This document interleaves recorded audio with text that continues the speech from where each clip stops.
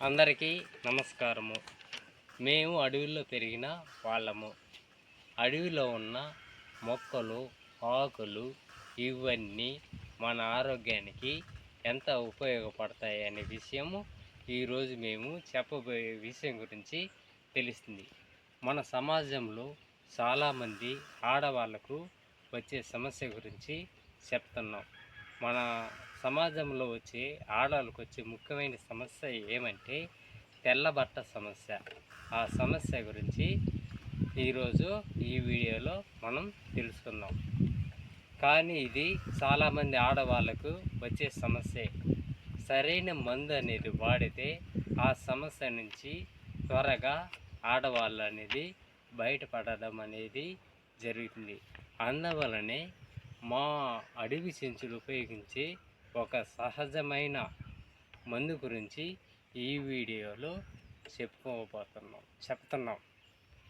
ఆడవాళ్ళు కొన్నిసార్లు తెల్లగా నీళ్ళులాగా అంటే ఒక పాలు లాగా వచ్చే ద్రవం బయటకు వస్తుంది. దీనిని చాలామంది తెల్లబట్ట అని కూడా అంటారు. దీనిని ఎక్కువగా వస్తే కొన్ని సమస్యలు కూడా రావటం అనేది జరుగుతుంది. ఎక్కువగా ఈ తెల్లబట్ట పోతే వచ్చే సమస్యలు ఏమంటే శరీరంలో బలహీనత అనేది ఏర్పడుతుంది. ఎవరికి?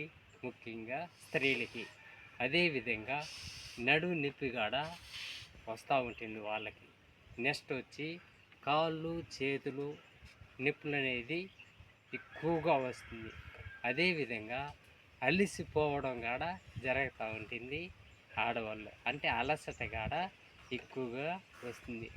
మళ్ళీ వచ్చి తలనొప్పి కూడా ఎక్కువగా వస్తుంది ఆడవాళ్ళకి. నెక్స్ట్ వచ్చి రక్తహీనత అనే సమస్య కూడా వస్తుంది.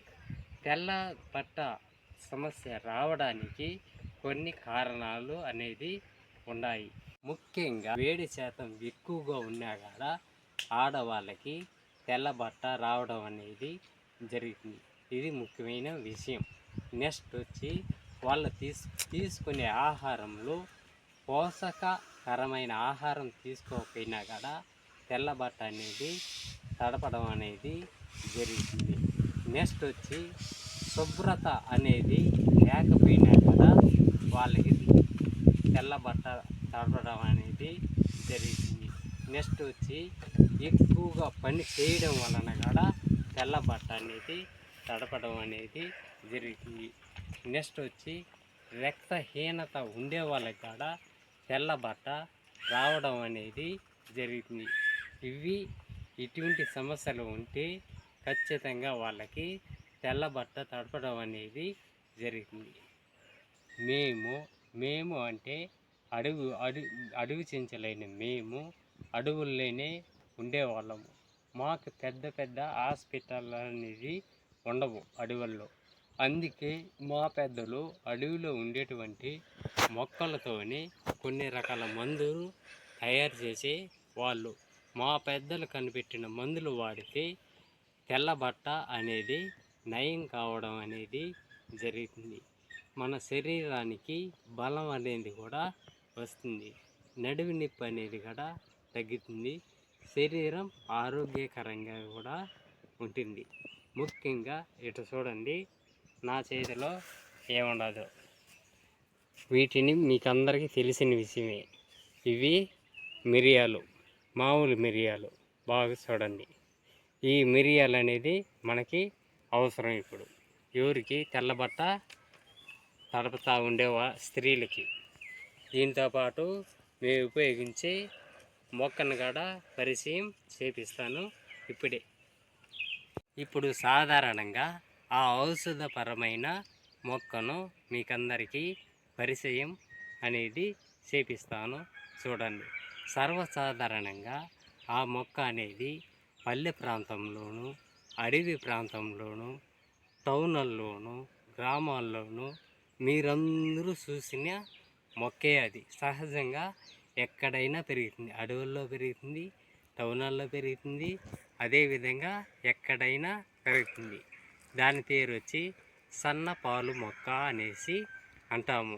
మీకు డైరెక్ట్గానే ఇప్పుడు చూపిస్తాను. ఆ మొక్క దగ్గరికి మనం వచ్చున్నాము. ఇటు చూడండి. దీనిని సన్నపాలు మొక్క అనేసి అంటాము.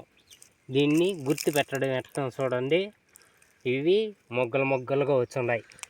ఈ మొక్కను మీరందరూ కూడా ప్రతి ఒక్క చోట చూసుంటారు.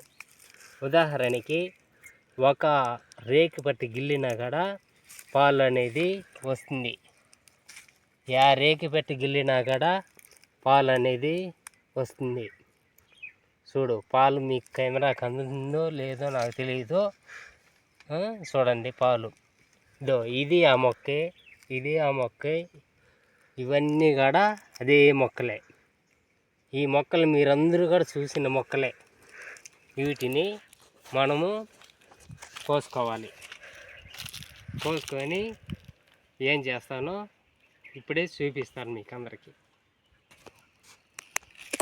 చూడండి, ఇప్పుడు ఈ సన్నపాల మొక్కల్ని మనం సేకరించినాం. ఈ మొక్కల్ని తీసుకొని ఇప్పుడు ఏం చేయాలంటే ఒక పరిశుభ్రమైన నీటిలో వీటిని కడగాలి. మీ ముందరనే చూడండి, బాగా కడుగుతున్నాం. చూడండి, ఈ విధంగా ఓపిగ్గా ఈ విధంగా ఆకులను గిల్లుకొని ఒక పాత్రలోనూ వేసుకోవాలి. ఈ విధంగా ఈ మొగ్గలు మనకి అనేది అవసరం లేదు. ఈ విధంగా నీట్గా గిల్లి ఈ విధంగా ముందు కడిగినాము. కడిగిన తర్వాత ఆకుల వరకు మనకు అవసరం. ఆకులే తనిగి వేసుకున్నాము. ఇవి వేస్ట్ అంతా ఇవి దూరంగా పారేస్తాం. ఇవి మనకి అవసరం లేదు. దీనిని ఏం చేస్తానో చూడండి.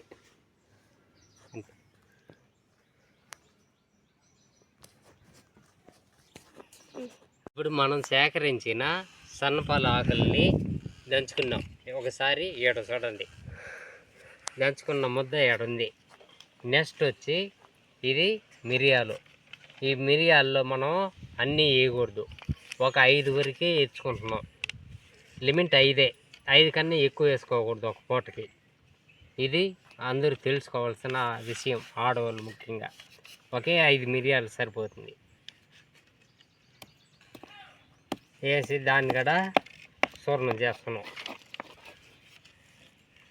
బాగా నున్నగా నూరుకోవాలి ఓపిగ్గా.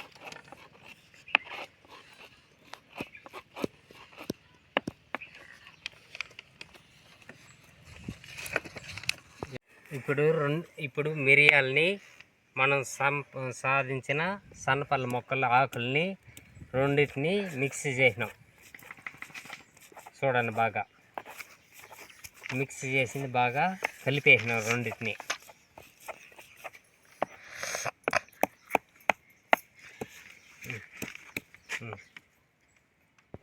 ఇప్పుడు మనము ఆకుని మిరియాలని రెండింటిని కలిపినాం. దీనిని ప్రతిరోజు పొరగడపన ఖాళీ గడుపుతో మనం సేవించాలి. ఖాళీ గడుపుతోనే సేవించాలి. ఉదాహరణకి దీన్ని ఎవరైనా కూడా తీసుకోవచ్చు. ఆడవాళ్ళు అయినా సరే, మగవాళ్ళు అయినా సరే. మీ ముందే నేను ఆరగిస్తున్నాను చూడండి.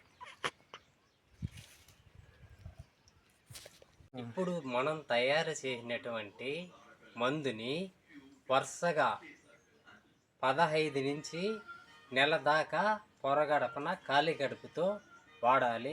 ఎవరంటే స్త్రీలు.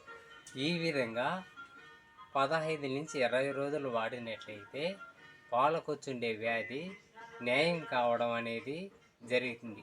మళ్ళీ జీవితంలో వాళ్ళకి తెల్లబట్ట తడపడం అనేది రాదు. నెక్స్ట్ ముఖ్యమైన విషయం ఏమంటే, మళ్ళీ 2 నెలల వరకు ఈ మందు వాడినప్పటి నుంచి 2 నెలల వరకు నాన్ వెజిటేరియన్ అనేది తీసుకోకూడదు. కనీసం ఎగ్ కూడా తీసుకోకూడదు. కోడిగుడ్డు కానీ, చేపలు కానీ, ఎటువంటి వేడి వస్తువులు ఇది కూడా తీసుకోకూడదు. మాంసం అనేది రాకూడదు. ఆ విధంగా తీసుకున్నట్లయితే వాళ్ళకి మళ్ళీ జీవితంలో తెల్లబట్ట తడపడం అనేది రాదు.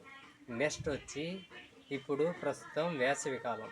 ఈ వేసవి కాలంలో ప్రతి ఒక్కరికి మోషన్స్, కడుపు నొప్పులు ఇవి జరుగుతూ ఉంటాయి. అలాంటి వాళ్ళు బ్లడ్ మోషన్స్ కూడా వస్తూ ఉంటుంది. అలాంటి వాళ్ళు ఏం చేయాలంటే ఈ ఆకులు వరకే గిల్లుకొని దీంట్లో ఇంతకుముందు మిరియాలు కలిపినాం, ఒట్టి ఆకులే కూడా ఒక పిడికిడి ఆకు సేకరించుకొని తిన్నట్లయితే వాళ్ళకి వెంటనే ఒక్క పూటకే నయం కావడం అనేది జరుగుతుంది. ఇలాంటి వీడియోలు మీరు చూడాలనుకుంటే మన ఛానల్ని లైక్ చేయండి, షేర్ చేయండి, సబ్స్క్రైబ్ కూడా చేయండి. ఇటువంటి ఆసక్తికరమైన మూలికల గురించి ప్రజానికానికి తెలియజేయడం మా లక్ష్యం.